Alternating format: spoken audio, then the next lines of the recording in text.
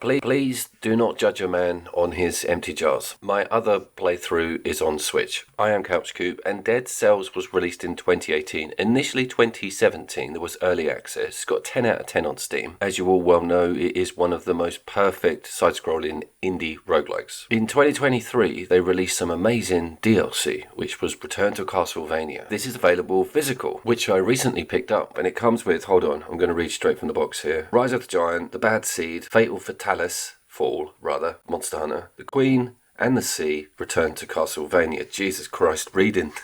I got it for £18. That's a pretty good deal for that amount of DLC, and there's base game.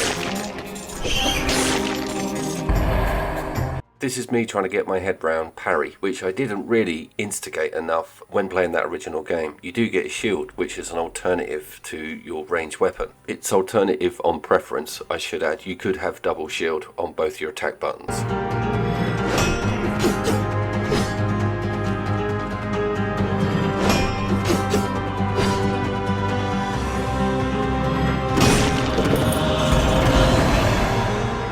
I also haven't gone anywhere near any of that other DLC against the Castlevania edition. Quite a lot to do and new areas, new people to talk to in that hub. It was very welcoming to have all of it available full stop. I'm also pretty sure they've added some weird stuff to these elites, meaning that they can't be damaged, a bit like that dummy setup. So that was fun, exploring some of that through trial and error.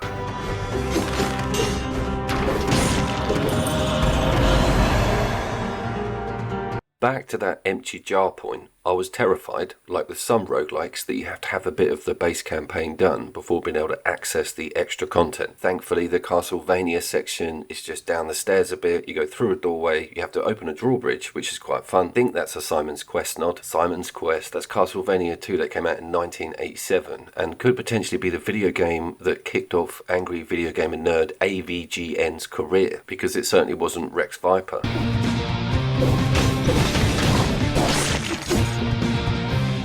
A great change in enemy type and some really cool looking sprites. These developers animate some of the best looking enemy NPCs in indie gaming, full stop. I love the way everything looks. That parallax in the background, the music switching out, is perfect DLC for me. I cannot think of anything better than having Castlevania mixed in with that Dead Cells model. Is there a whip? Do you get a whip, Coop? Well, the whip is actually standard on Dead Cells anyway. That was always a weapon type, that'd be electric ones, so having that isn't really a novelty within the series.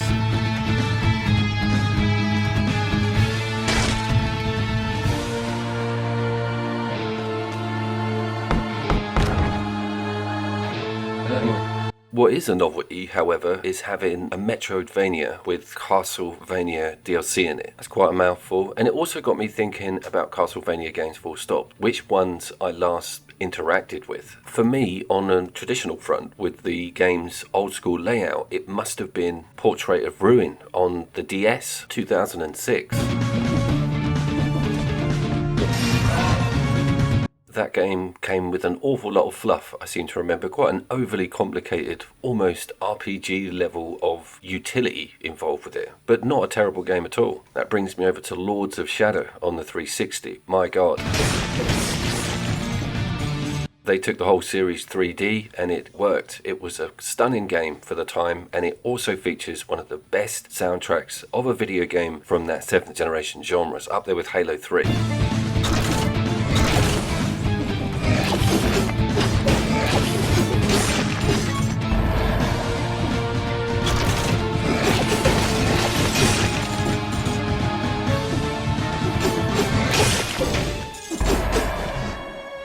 Sticking on some other games within the genre, Bloodstained Ritual of the Night was on Epic Store for free about a month ago, so I hoovered that up, and that may actually appear on the channel. That is billed as one of the more stronger modern Castlevania clones out there.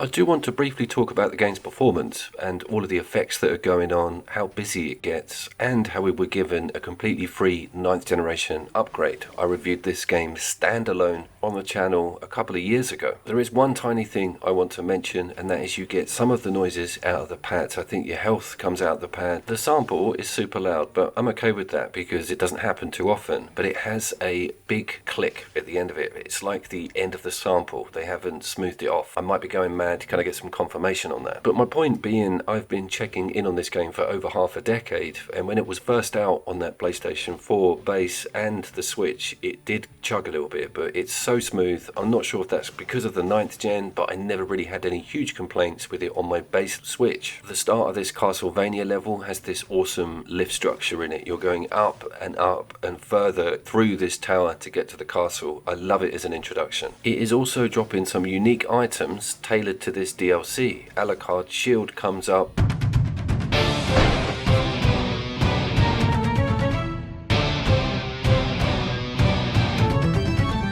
There's loads of extra stuff and equipment surrounding the Castlevania IP to be found within this level. These elites have been buffed. They've been buffed.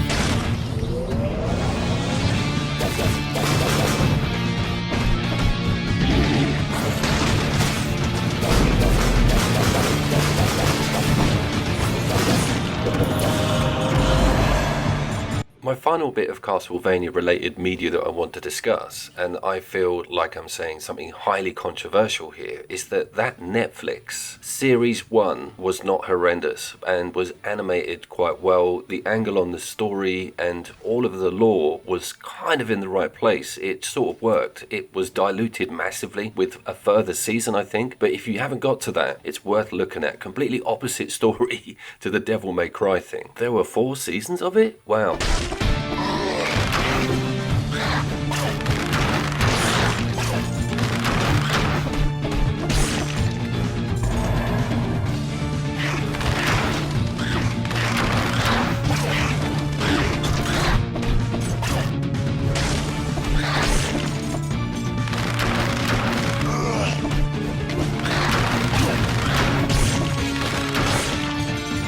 I was lying when I said that was my final bit of Castlevania. Nostalgia, this one is. One of my first and most pleasant memories of the series and the portable Game Boy original, and it was of course that Castlevania Adventure. Now I didn't own it, some kid at my school did, and I would hear it, I'd hear that iconic music, and I think I got to borrow it for like one night. Now that could probably do with a remaster/remake.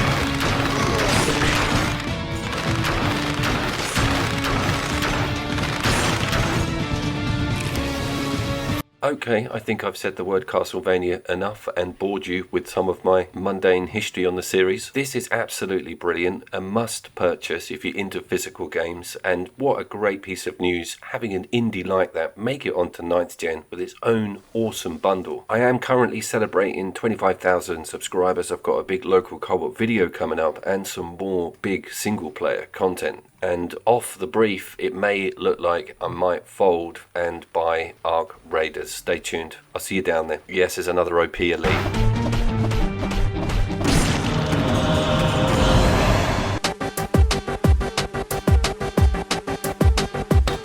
What was that?